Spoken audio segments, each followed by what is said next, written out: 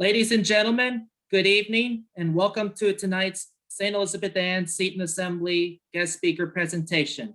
Tonight, it is with great honor and privilege that I would like to introduce to you the president of the local chapter of the National League of Women's Voters, covering the municipalities of Buffalo Grove, Wheeling, Arlington Heights, Mount Prospect, Prospect Heights, and Elk Grove Village.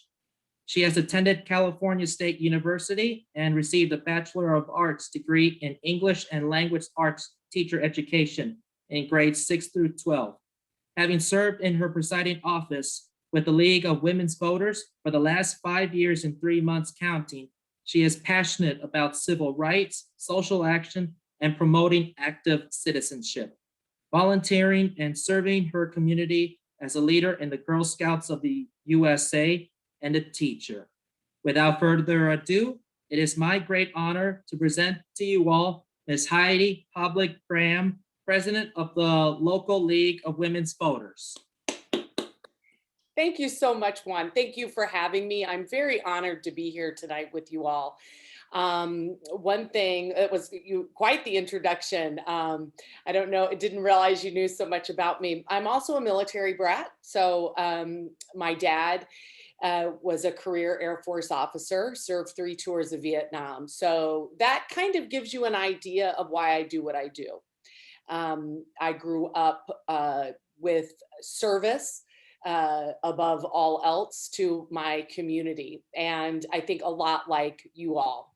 So what is the League of Women Voters? I'll try to keep this quick. So we are a 101-year-old organization, originally founded to right before women were given the right to vote, or we fought hard to get the right to vote in 1920.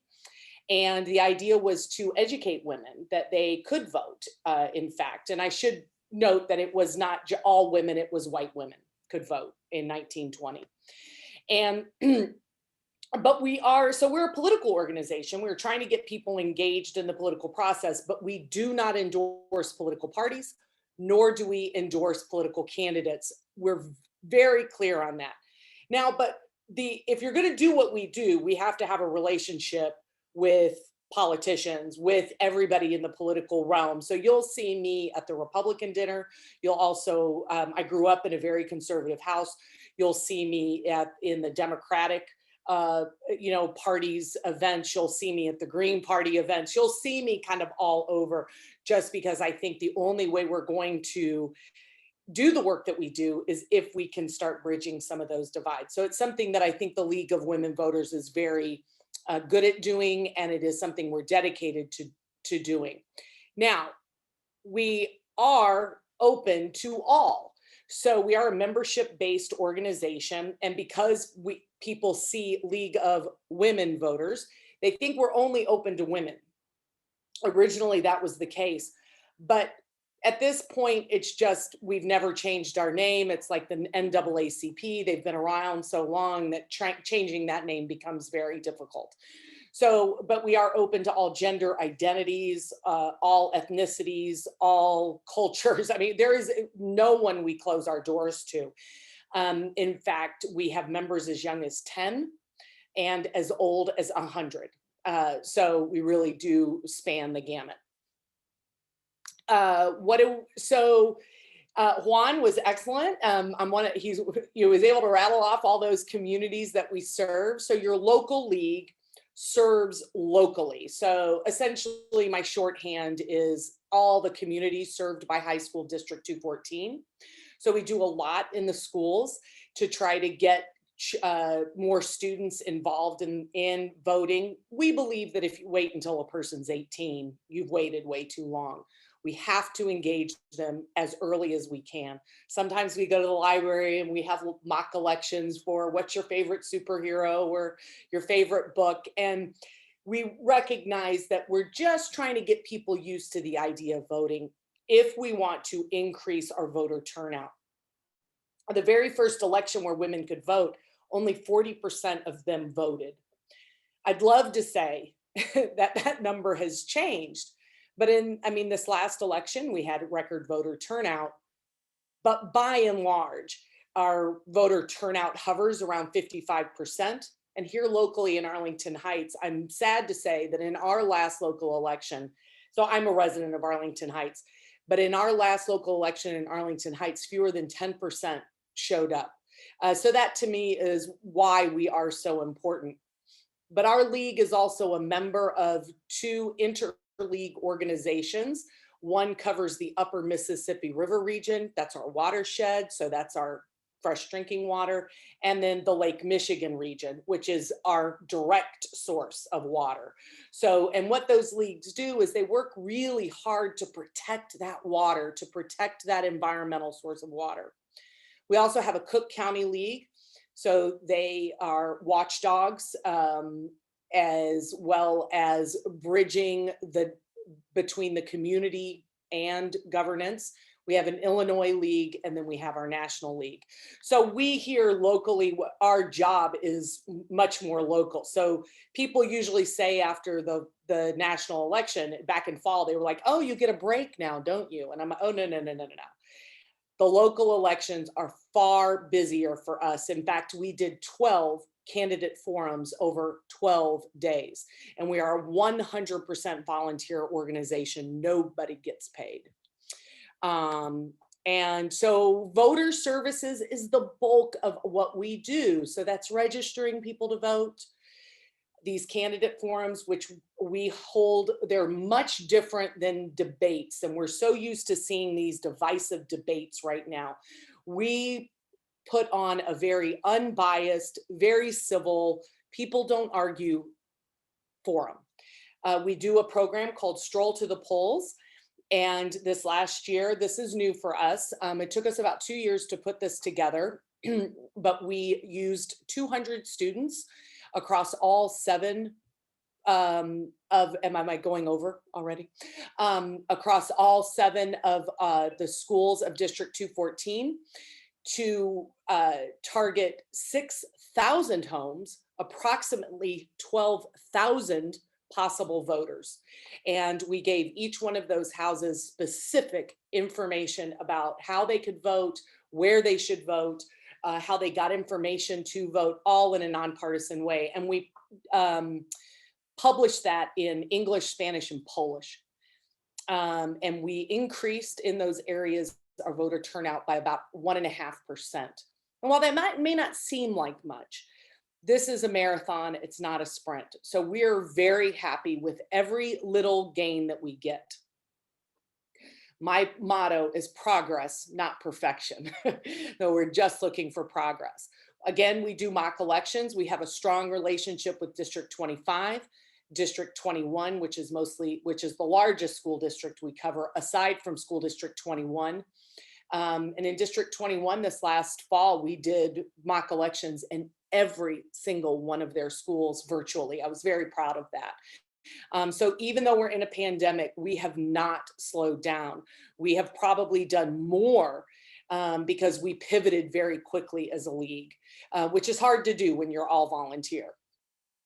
GOTV, just strictly get out the vote. I mean, we put up signs, we put flyers under windshield wipers in parking lots. I mean, we're constantly trying to think of how can we get more people involved in this political process. And then something I'm very proud of is our birthday envelopes. And every student in District 214 and St. Viator, on their 18th birthday, they are hand delivered an envelope that has a pen in it that says the vote is mightier than the pen, a vote sticker, information about voting, candy, because I have a teenage son and I know how to get his attention, and that's through candy. And that gets hand delivered to the classroom on their birthday as a celebration of them turning old enough to vote. So we're really proud of that. And we're finding that is got a great reach. So we are a political organization. So a lot of people always ask me, but wait a minute, you're not, you're supposed to be nonpartisan. How do you act on these issues that are partisan? Well, I would argue, so my father, like I said, who's a career Air Force officer, he has been awarded the Air Force Cross. He's actually featured in the Air Force Museum. So I grew up with a card-carrying NRA father. He's also card-carrying Sierra Club member. So my dad is also dedicated. So he's dedicated to the Second Amendment, but he's also dedicated to the environment. The environment really should not be a partisan issue, nor should healthcare. We all need healthcare, nor should things like equal rights. Have they become partisan? Yes. But we approach these issues in what we believe is a nonpartisan way. We study issues. We come to consensus on those issues before we act on those issues. This year, our focus in 2021 and 2022, we vote on this as a league. Our members vote. We have decided that we want to focus our energies on diversity, equity, and inclusion, the environment, and mental health and healthcare. So those are some of the things, but we have other things that we can act on. And if we have members who have passion on it, we will work to give them resources to support that.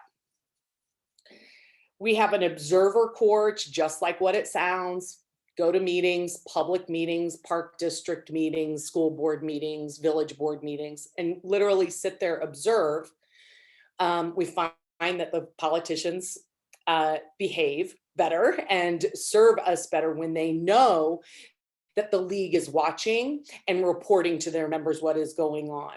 We do legislative interviews. So we want to know what are our legislators thinking, and where, what's coming up politically that we need to know about. What are the issues that they're facing, so that we can be better partners and allies for them, and they can be better partners and allies for our community. Communication, we're not going to do any of this if we're not getting our message out. So we use every platform available to us, plus Zoom, plus a website. We have youth services. So we have one of the largest youth organizations we call emerging leaders in the country. Anyone under the age of 26 is what we consider an emerging leader. And if you watched any of the 12 candidate forums that we had in the last 2 weeks, you've noticed that we use young people as our moderators for two reasons. One, again, we want to get these young people involved. But two, I promise you, the adults in the room behave better when they have a kid asking the questions. But we're also finding that we're getting kids more and more interested in serving their community because we're giving them a chance and an opportunity. We have scout services. My son is an Eagle Scout. My daughter is a Gold Award winner. My husband is also an Eagle Scout. I'm the only slacker of the group. I'm the only one who doesn't have it in my family. But so because of that, I am dedicated, and all scouts, they have civic badges that we go in and we do the education for them. And then again, every group like ours has to fundraise.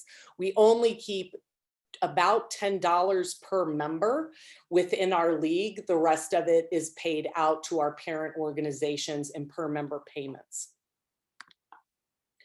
But you're not going to have 100% volunteer organization doing the kind of work that we do, which is sometimes tedious, it is sometimes difficult, it is sometimes frustrating, without some fun. So we have book clubs and podcast clubs and holiday parties and election watch parties and wine tastings and movie nights. And we've done all of these things even through the pandemic. In fact, last night, we actually had a cooking class. So, we're constantly trying to find new, different, and fun things for our members to meet them where they are. We do a lot to outreach for our community. We have civics clubs in schools.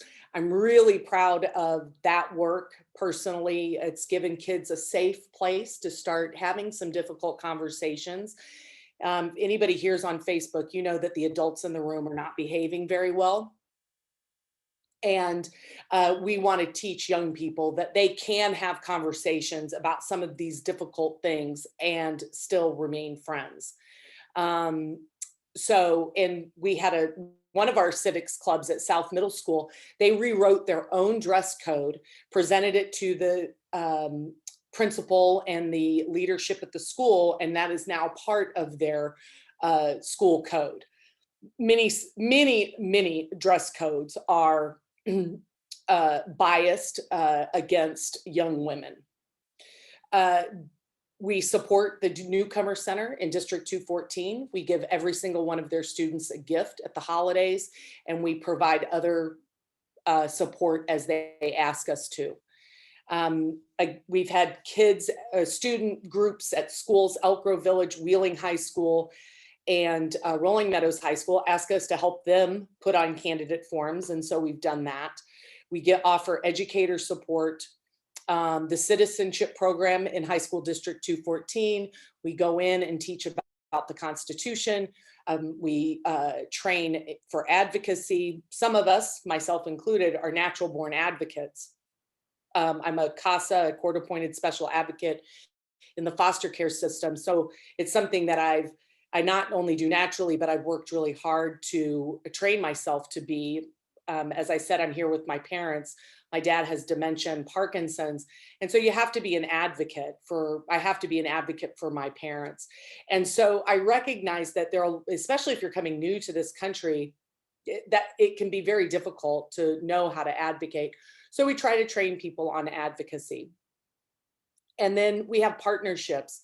If you're familiar with the Viator House of Hospitality, they are really a wonderful organization that offers housing to young men who are asylum seekers so that they do not have to be detained in lockup facilities. So they don't only save the taxpayer about $500,000 a year, but they're making it so that these young asylum seekers have a way to be a member of our society in a productive way. And then there's the Trickster Cultural Center, if you're not familiar with that, in Schaumburg. It's a Native American cultural center. It's really a fantastic organization trying to help us remember that we are here on Native American land. And then finally, because you have to have a picture of my dog, look at that cute dog. That's Sloan. She's my rescued greyhound. She has a brother named Gus. They do have a custom vote code. Yes, they do, because I spoil them. But they have their own Instagram feed where they literally just vote for something every day. It's just my kind of sneaky way to remind people to vote. And we are on Facebook, Instagram, Twitter. We have a website. We have a LinkedIn. So lots of different ways, YouTube page. I mean, we're really trying to be, to meet people where they need to be. And then that's it. So hopefully you'll follow me, friend me. Again, I'll put in the chat our website as well as my email address. And I hope I haven't gone too far over. A few minutes over. I am verbose. Thank you very much, Ms. Heidi Graham. Round of applause, everybody. Thank you so very much. Thank you. And then you'll have, I think Rosemary Heileman will be talking about the Electoral College. Yes, we look forward to next month's meeting with Rosemary on the Electoral College. At this moment, I'm happy to open the forum for anybody who has any questions or comments for Ms. Graham. I believe we have one from Mr. Dean Sordell. Go ahead, Dean. Let me unmute first. No. You're on. Okay. Seeing the election we just come through, Heidi, Yeah. And seeing the legislation that's being proposed in many states, are you as an organization kind of counteracting that and saying the election was okay? What's your response to that, and what's your organization doing to talk about that? Are you talking about the claims that the election was stolen? I'm personally beyond that, but I think it's causing many legislatures across the country to come up with new voting rules. Right, and I do. I think that we see in some states that they, voting rights is something near and dear to our hearts here at League. We fought really hard for our rights. Women fought for our right to vote 100 years ago. And then in 1965, we were part of the Voting Rights Act, which gave all people the right to vote. So historically, it was white men, white landowning men, then white men, then Black men, then women, then, and we kept many Asian Americans from voting until sometime in the mid 40s. We kept Native Americans from voting until the 50s. And then it really wasn't until 1965 that really, with the Voting Rights Act, that we enfranchised everyone. So we know that this is a fight we've been having since the birth of our nation, and we'll probably continue to have it. So yes, but here in Illinois, I will say we're fairly lucky in terms of our access to voting. We have early voting. You can show up the day of the election and register to vote and then vote. If you are disabled, they have to bring the ballot to your car. You can have help. You can mail in your vote. I mean, there's lots of ways. Now, I would like to see, and this is not really a League issue, this is a Heidi Graham issue. I would like to see us move towards universal mail-in vote. But that's not the League's opinion, that's my opinion. I don't know that I answered your question. I might have danced around that like a politician a little bit.